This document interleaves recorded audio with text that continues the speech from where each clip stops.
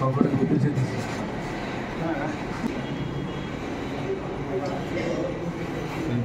কমাই যাবে সমস্ত বাঁচতে গেলে স্বাস্থ্য রক্ত দেওয়া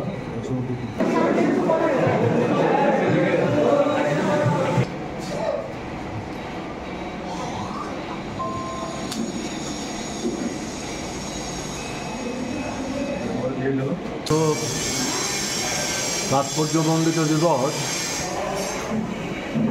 আমি প্রথমেই সারা দেশের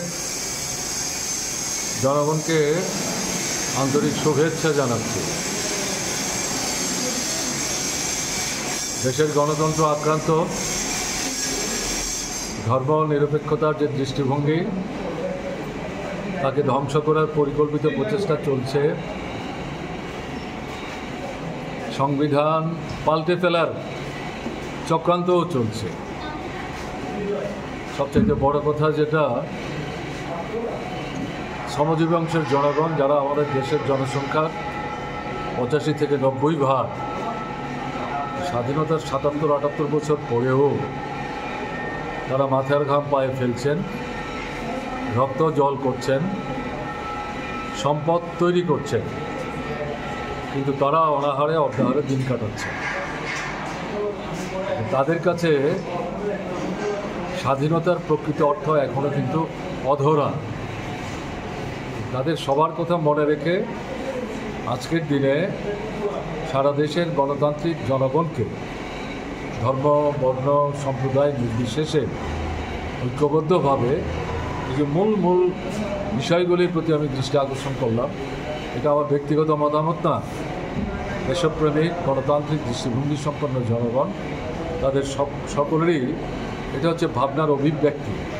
কাজে এই অবস্থা থেকে ভারতবর্ষকে রক্ষা করার জন্য, গণতন্ত্র রক্ষা, ধর্মনিরপেক্ষতার আদর্শকে সুসংহত করা, সাম্প্রদায়িকতার ঊর্ধ্বে থেকে আমাদের দেশের জনগণের ঐক্যকে সংহত করা, মানুষের জীবনযাত্রার মান উন্নত থেকে উন্নততর করার জন্যে যে সংগ্রাম প্রতিনিয়ত চলছে, সেই সংগ্রামকে শক্তিশালী করার জন্য শপথ নিতে এবং এর মধ্য দিয়েই আজকের দিনটা তাৎপর্যমণ্ডিত হবে এবং আমাদের বিশ্বাস এই শপথ নিয়েই সামনের দিনে আমাদের সংগ্রামকে আরও ব্যাপকতর করতে হবে, বড় অংশের মানুষকে সংগঠিত করতে হবে।